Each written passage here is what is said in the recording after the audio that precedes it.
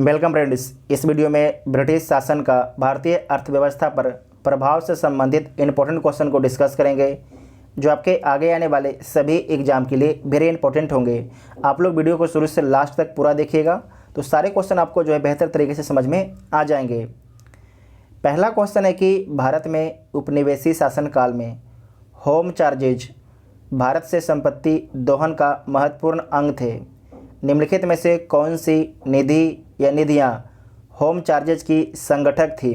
तो देख लीजिए, लंदन में इंडिया ऑफिस के भरण पोषण के लिए प्रयोग में लाई जाने वाली निधि। तो सही बात है कि जो लंदन में इंडिया ऑफिस थी उसके सारे खर्च भारत की निधि से निकाले जाते थे, तो पहला सही हो जाएगा। दूसरा है कि भारत में कार्यरत अंग्रेज कर्मचारियों के वेतन तथा पेंशन देने हेतु प्रयोग में लाई जाने वाली निधि, तो ये भी सही बात है। उसके बाद है तीसरा कि भारत के बाहर हुए युद्धों को लड़ने में अंग्रेज़ों द्वारा प्रयोग में लाई जाने वाली निधि। तो इस बात को आपको ध्यान रखना है कि भारत से बाहर जो भी युद्ध अंग्रेज लड़े थे, तो जो लड़ने का जो खर्च होता है वो आपके पैसा भारत की निधि से नहीं लिया गया था। तो 3 आपके गलत हो जाएंगे, 1 और 2 सही होंगे। तो इसका राइट आंसर क्या हो जाएगा?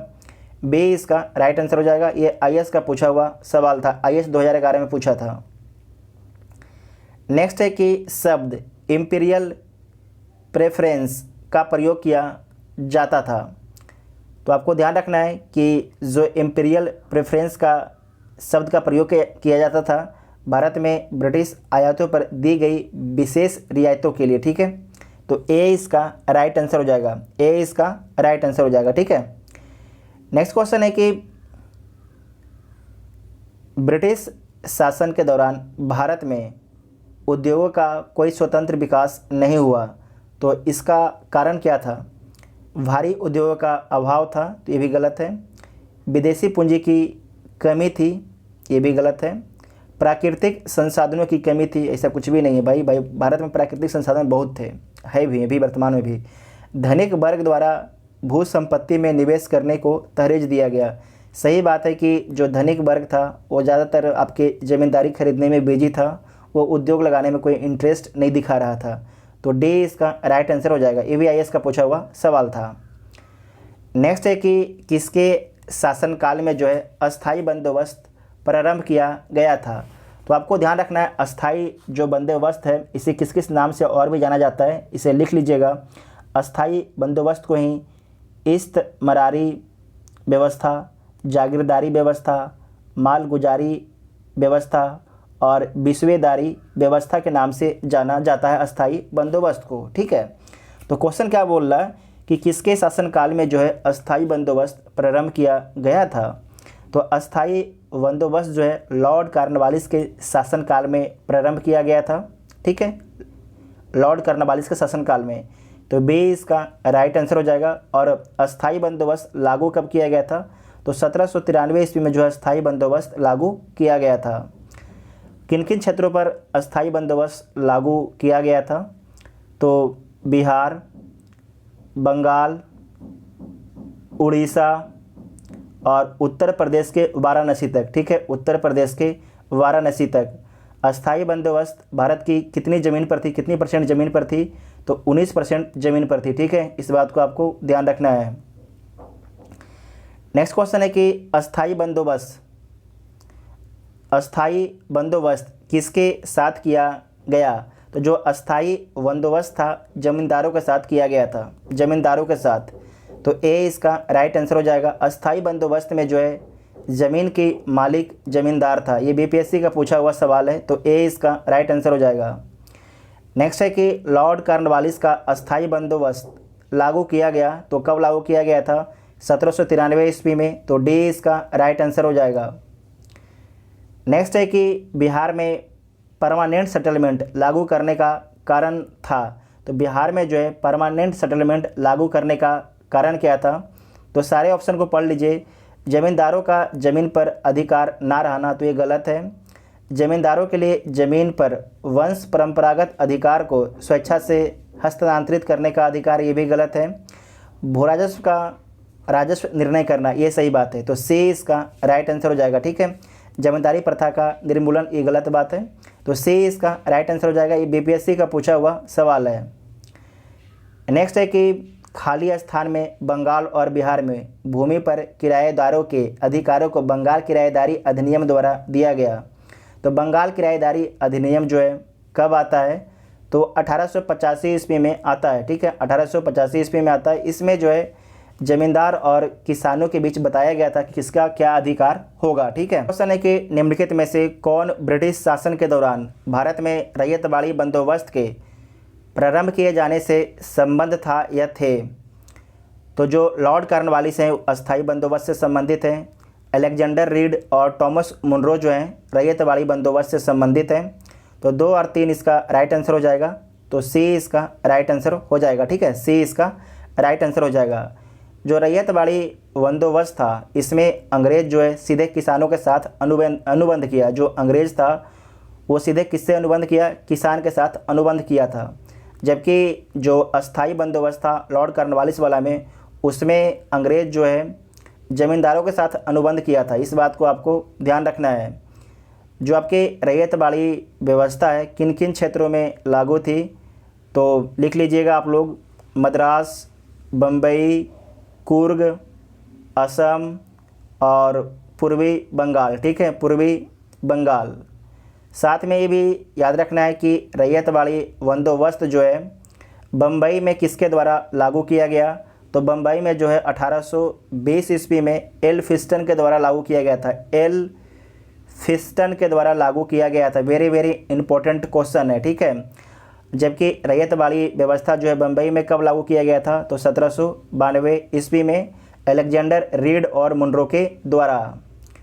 नेक्स्ट क्वेश्चन है कि मद्रास के रैयतवाड़ी बंदोबस्त से कौन संबंधित रहा है। तो कौन संबंधित रहा है, मुनरो रहा है। ठीक है, जबकि एल्फिंस्टन जो है बम्बई से संबंधित है। इस बात को ध्यान रखना है, ये बम्बई से संबंधित है और मुनरो आपके मद्रास से संबंधित हैं। तो सी इसका राइट आंसर हो जाएगा।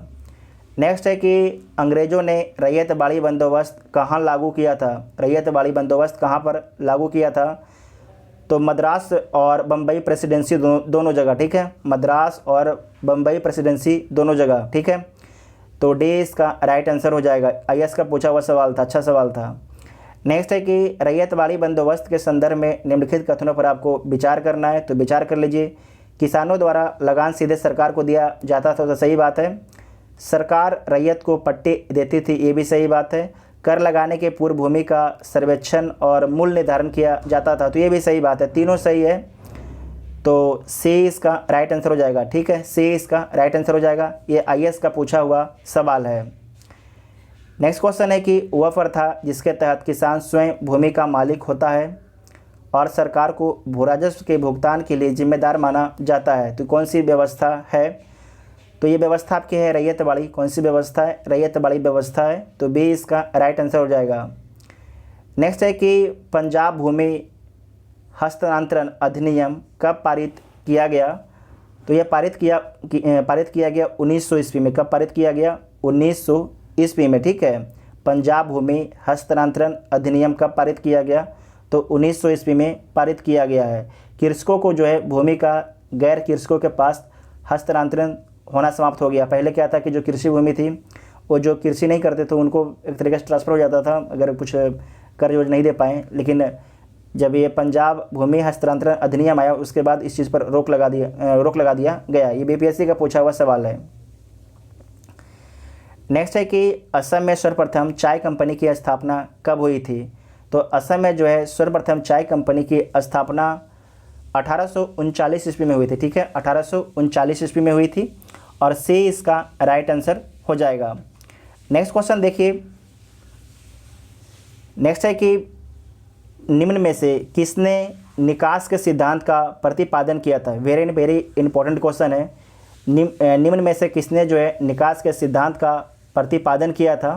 तो ये प्रतिपादन किए थे दादा भाई नौरोजी। ठीक, कौन किए थे, दादा भाई नौरोजी। ठीक है, तो ए इसका राइट आंसर हो जाएगा। नेक्स्ट क्वेश्चन है कि अंग्रेजों के शासनकाल में भारत के आर्थिक दोहन के सिद्धांत को किसने प्रतिपादित किया है।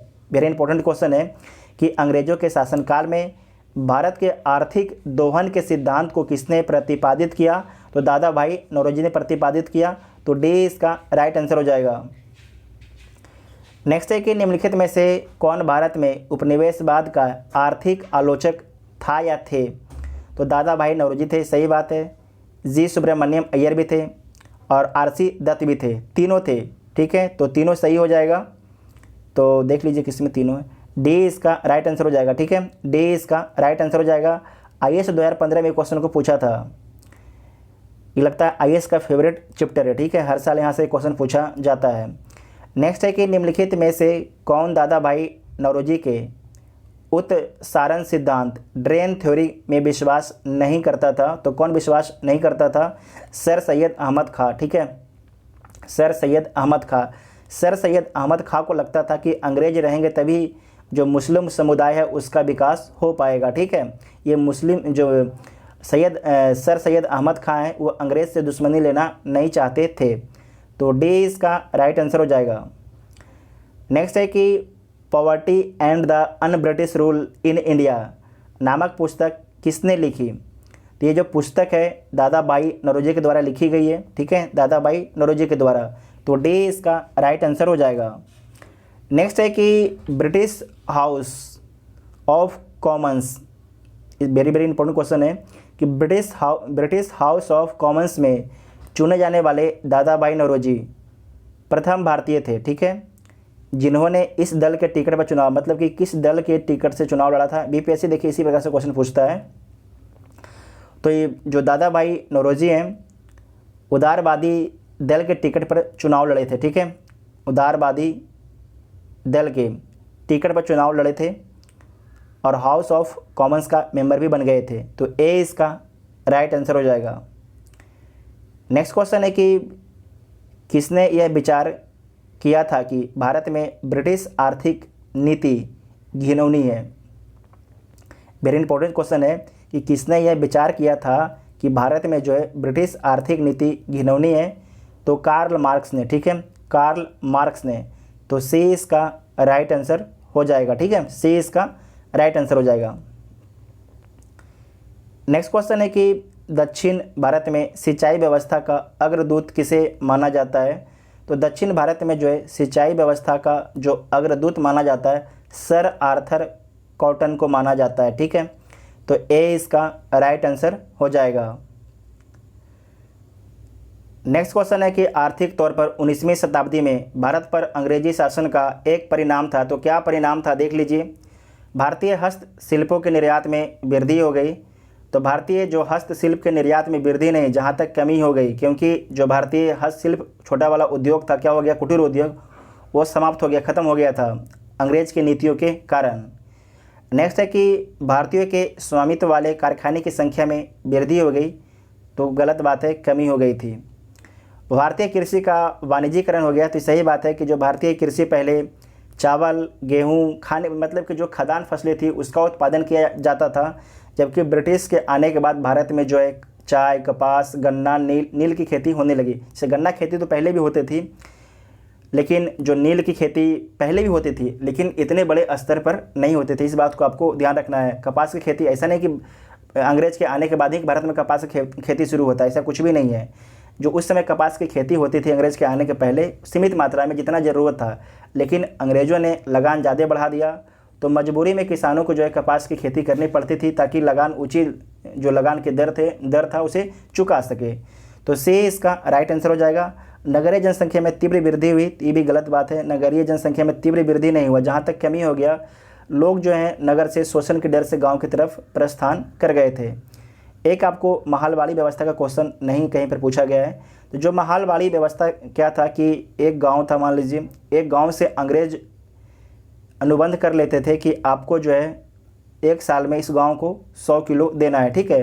पहले क्या था कि जो अस्थाई बंदोबस्त में अंग्रेज था, ज़मींदारों के साथ में अनुबंध किया था, जबकि रैयतवाड़ी में रैयत के साथ, मतलब रैयत कौन है, किसान, तो रैयतवाड़ी में जो है किसान के साथ में अंग्रेज अनुबंध किए थे। रैयतवाड़ी आपके दक्षिण भारत में प्रसिद्ध था और अस्थाई जो बंदोबस्त था बिहार, पश्चिम बंगाल, उड़ीसा और उत्तर प्रदेश के वाराणसी तक था, ठीक है। तो सारे कुछ हम लोग देखिए इस वीडियो में डिस्कस कर लिए हैं। आप लोग कमेंट करके ज़रूर बताइएगा आपको वीडियो कैसा लगा। Thank you.